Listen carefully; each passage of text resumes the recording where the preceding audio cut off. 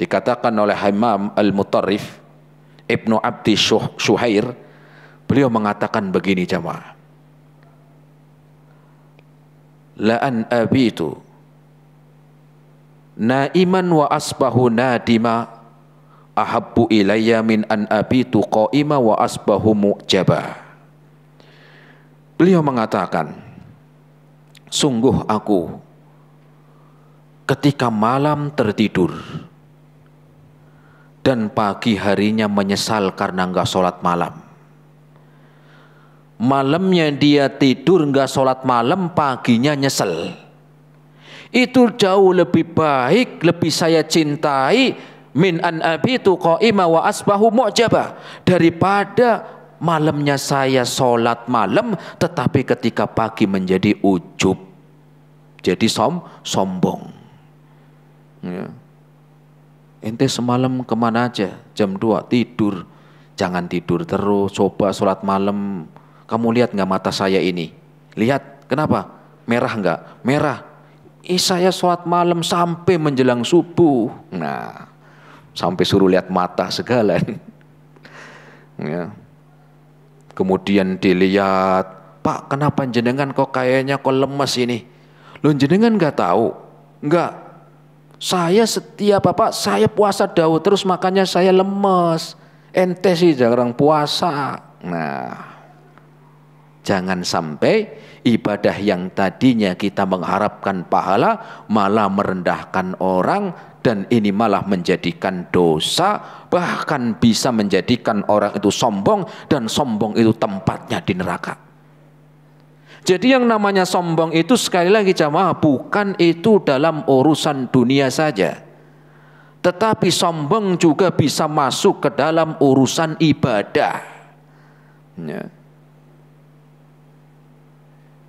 Dan kita harus selalu mengingat bahwa setan itu memiliki cara-cara di dalam menyesatkan manusia.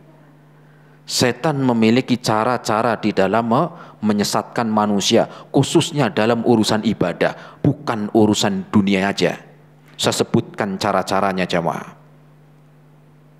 Di antara caranya, setan dalam menyesatkan manusia itu menjadikan manusia itu malas ibadahnya, agar manusia itu malas ibadah walaupun aslinya mampu. Ini pertama, ya. Membuat orang itu malas, ya. Padahal mampu, bisa, waktunya juga luang. Menjadikan orang itu malas ibadah padahal mampu. Ada orang rumahnya dekat masjid, mungkin kalau melangkah, kalau dihitung bisa cuman 3-4 langkah sampai di masjid. Bahkan ada yang nempel. Tapi belum tentu dia mau ke masjid. Maka cara setan itu di dalam menyesatkan seseorang dalam ibadahnya, buat malas. Pengajian.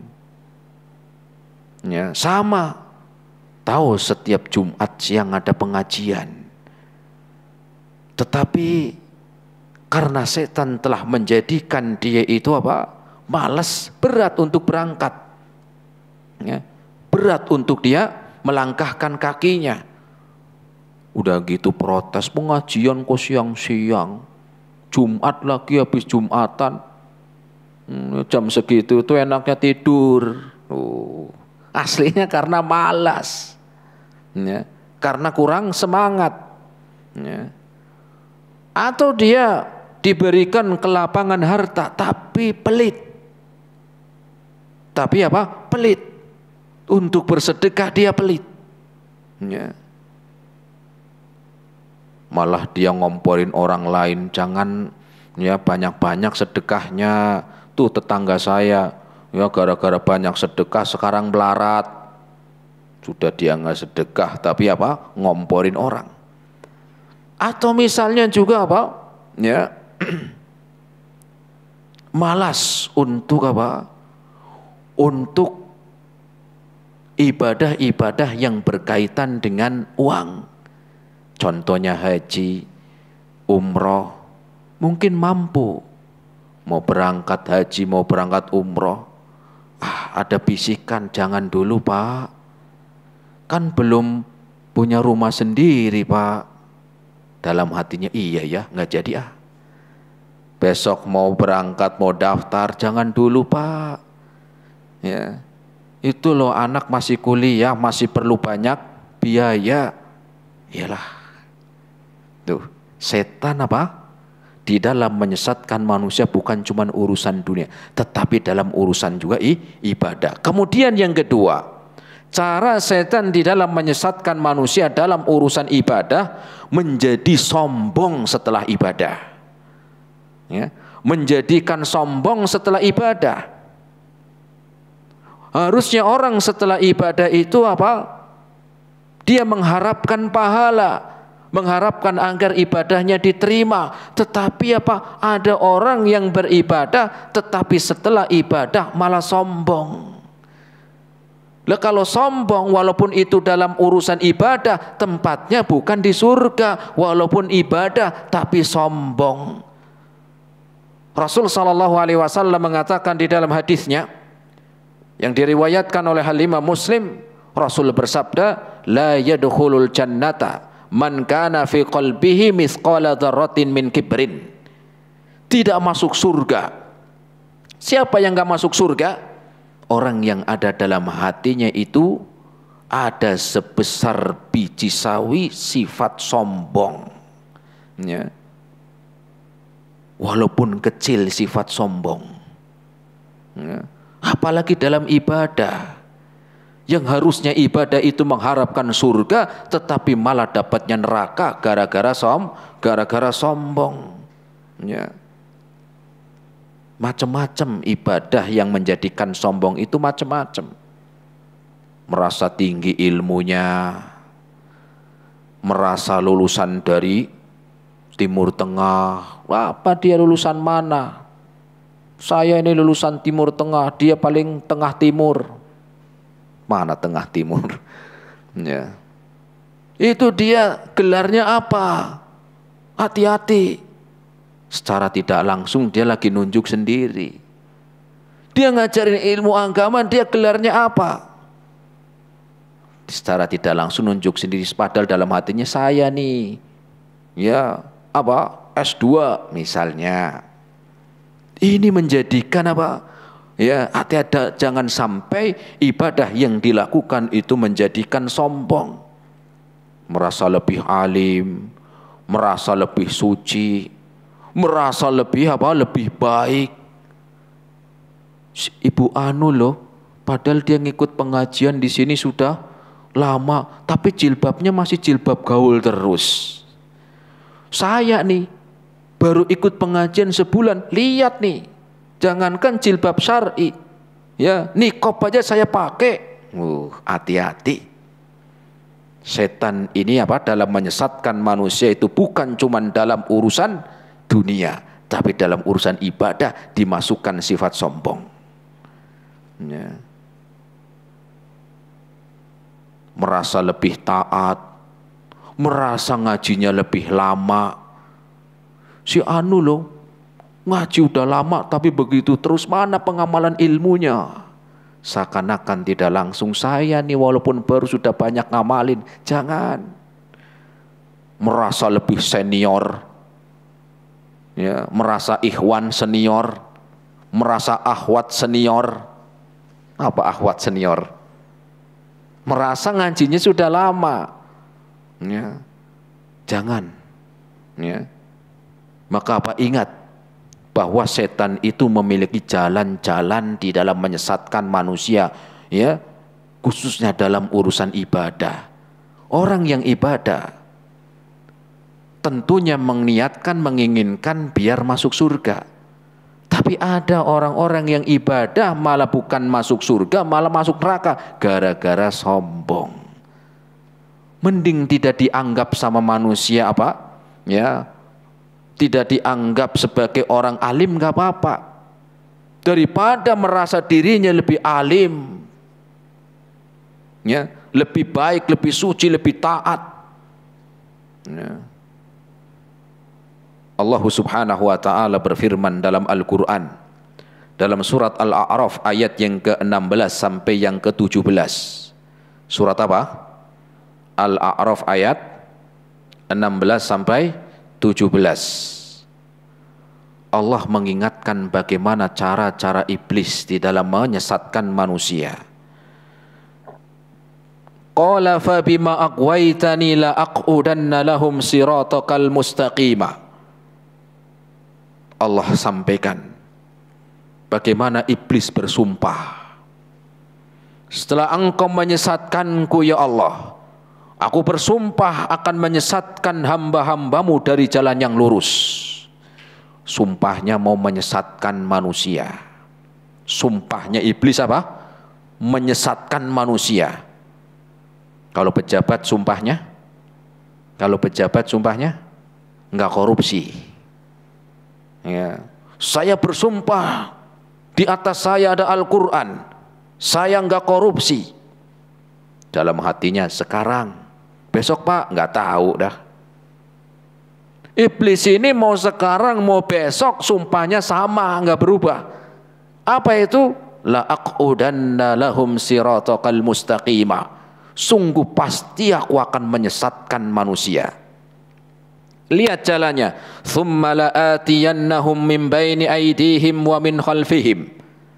Akan aku sesatkan mereka dari arah depan, wa min khalfihim dari belakang, wa an aymanihim wa an syama'ilihim, baik itu dari kanan dan kirinya, wala tajidu aktsaruhum syakirin. Maka engkau tidak mendapati dari mereka orang-orang yang bersyukur. Maknanya iblis itu punya jurus, ya, jurus bukan bela diri, jurus menyesatkan manusia. Karena tahu benar manusia ini, ya, yang dijadikan musuh oleh iblis ini apa?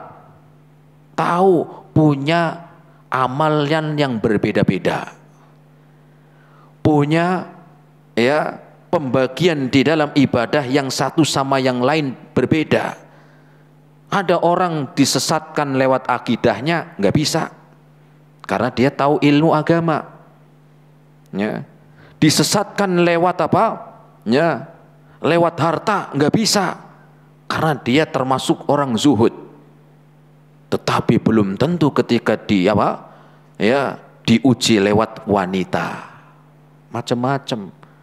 Makanya kan kita sering dengarkan, ya, apa? Yaitu, ya, tipuan iblis ini. Cara-cara iblis itu bisa lewat wanita, tahta, harta, Toyota, dan kuota. Nah, tambahan kuota barang nih jamaah.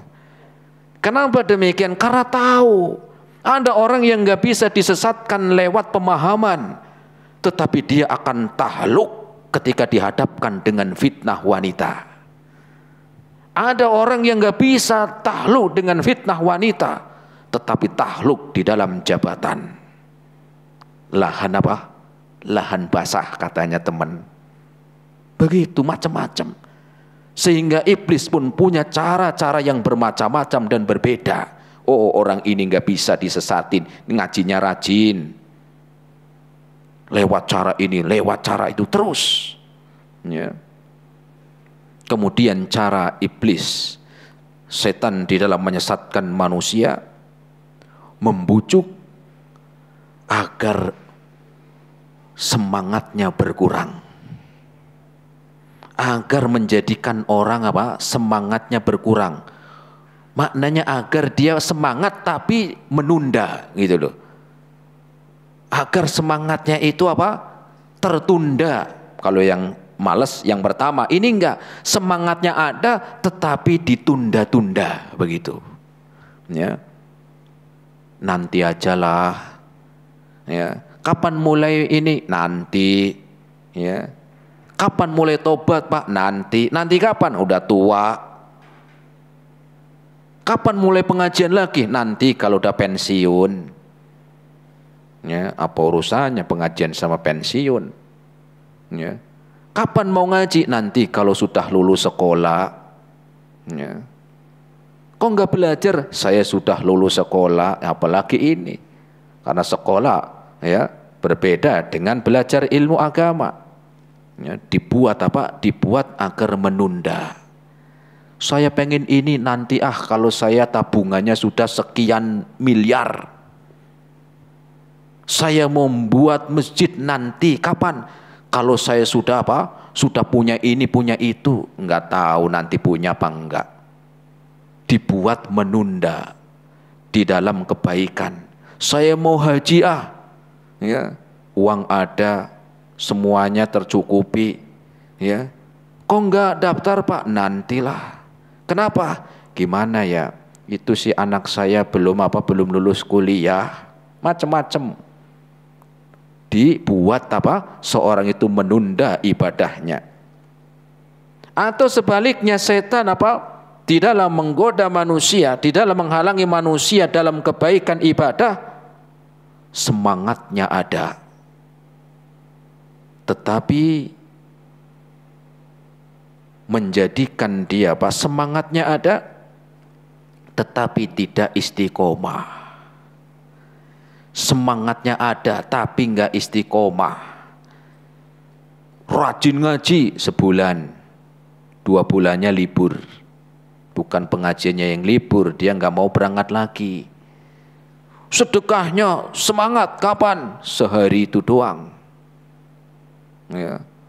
Ketika diajarkan tentang sholat malam, nanti malam saya harus sholat malam. Ternyata seminggu doang. Besoknya pray, libur. Ya. Semangatnya ada, tetapi setan ini akan menjadikan seorang itu agar tidak continue, tidak istimror, tidak istiqomah. Dibuat begitu dengan alasan macam-macam. Ya, pengajian ada. Awalnya semangat kita pengajian di sini, pengajian di rumah, pengajian di masjid. Ngelihat jamaahnya yang datang 3 orang, 4 orang, Ustaz, nggak usah pada pengajian Ustaz. Lah kenapa? Lah yang ngaji paling 3 orang 4 orang Ustaz. Ya. Kemarin padahal saya semangat, tapi karena ngelihat yang ngaji sedikit saya jadi nggak semangat. Itulah setan ingin menjadikan apa?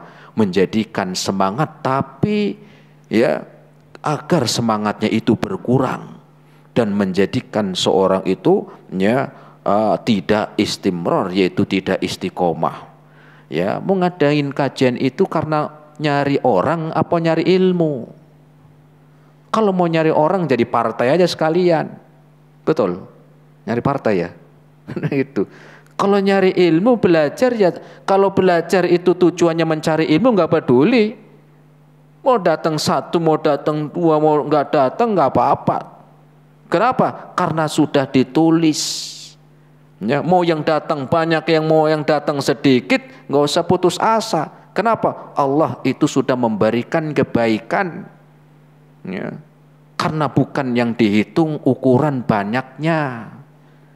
Yang dihitung bukan apa? Bukan banyak jamaah yang hadir, bukan. Kalau itu sebagai ukuran, Nabi gagal. Ada seorang Nabi yang nggak punya pengikut. Ada seorang Nabi yang beriman cuma 1 orang. Ada seorang Nabi yang beriman 2 orang. Ada seorang Nabi yang sama sekali nggak ada yang beriman kepada dia. Tujuannya apa? Maka tanamkan kepada diri kita, kita belajar tujuannya apa? Kita mengadakan pengajian tujuannya apa? Jangan sampai salah apa? Salah tujuan dan niat. Kemudian juga di antara cara lain iblis dalam menyesatkan manusia dalam urusan ibadah, ya, semangat tapi tidak sesuai dengan petunjuk Rasul. Ada orang-orang yang semangat ibadahnya, baik itu dengan hartanya, baik itu dengan tenaganya, baik dengan pikirannya, waktunya, tapi sayang yang dia semangati tidak sesuai dengan ilmu. Kenapa? Dia datang ya ke tempat-tempat yang mungkin di sana dikatakan pengajian, tapi isinya cuma apa? cuman nyanyi-nyanyi sambil joget-joget doang, pulang nggak dapat apa-apa, kasihan. Semangat udah datang jauh-jauh ya ke tempat sana, ternyata yang mengajarkan orang yang menyimpang. Itu ada orang seperti itu ya, semangat lagi ingin belajar tetapi tidak sesuai dengan tidak sesuai dengan petunjuk. Atau ketika seorang beramal semangat tetapi tidak ada dasar dari Rasul. Itu juga diantara cara-cara iblis dalam menyesatkan manusia. Sehingga jamaah rahimani Allah wa iyyakum jami'an, hendaklah kita mengingat untuk niat kita beramal. Pertama, sebelum kita melakukan suatu ibadah. Kemudian setelah kita melakukan amalan ibadah, jangan sampai di awal niatnya benar, tetapi diakhiri dengan niat yang salah. Sudah niat yang dia lakukan itu di akhir salah, tetapi dia tidak merasakan, bahkan menjadikan dia sombong, merendahkan manusia. Ingat bahwa setiap kita itu telah Allah tentukan rizkinya. Begitu juga sebagaimana amal yang Allah telah bagikan untuk kita. Ada orang-orang yang semangat di dalam bersedekah, tetapi dia orang yang kurang semangat di dalam mengamalkan ibadah sholat. Ada orang yang diberikan ibadah sholat rajin, tetapi dia malas di dalam ibadah puasa. Macam-macam. Sehingga kita mengingat, jangan sampai menjadikan kita sombong. Ingat bahwasanya amalan yang kita lakukan ukurannya bukan sekarang. Ukurannya bukan hari ini. Tetapi Rasul mengatakan dalam hadisnya riwayat Imam Al-Bukhari, innamal a'malu bil khawatim. Sesungguhnya amal itu tergantung di akhir kehidupannya. Amal seorang itu tergantung pada di akhir kehidupannya. Jangan sampai kita merendahkan orang yang belum ngaji. Jangan sampai kita merendahkan orang yang ngajinya malas. Kenapa? Mudah bagi Allah untuk mengganti. Kita yang hari ini ngaji, kita yang hari ini mau belajar, maka berdoa agar istiqomah. Tetapi jangan merendahkan saudaranya. Barangkali yang sekarang ngajinya malas, besok lebih semangat dari kita. Barangkali yang kita hina, yang kita rendahkan hari ini karena lagi nongkrong mabuk di luar, besok yang gantian. Nggak ada yang tahu. Ya. Jangan sampai kita menghina orang yang belum memakai jilbab secara syar'i. Ya, kenapa suatu saat bisa saja Allah ganti dia yang sekarang nggak berjilbab, besok dia akan berjilbab syar'i. Dan orang yang sudah berjilbab syar'i, dia berubah menjadi seperti mereka yang tidak berjilbab. Itu banyak, banyak. Ya. Sehingga tetaplah berdoa. Ya, ingat bahwa innamal a'malu bil khawatim, sesungguhnya amal itu tergantung pada akhirnya. Semoga bermanfaat pertemuan kita siang hari ini di dalam membahas kitab Kaifa Takunu Miftahan lil Khair, dan semoga bermanfaat untuk saya sendiri dan jamaah semuanya. Terima kasih atas segala perhatiannya, mohon maaf atas segala kekurangannya. Kita akhiri subhanakallahumma bihamdika asyhadu an la ilaha illa anta astaghfiruka wa atubu ilaik. Assalamualaikum warahmatullahi wabarakatuh.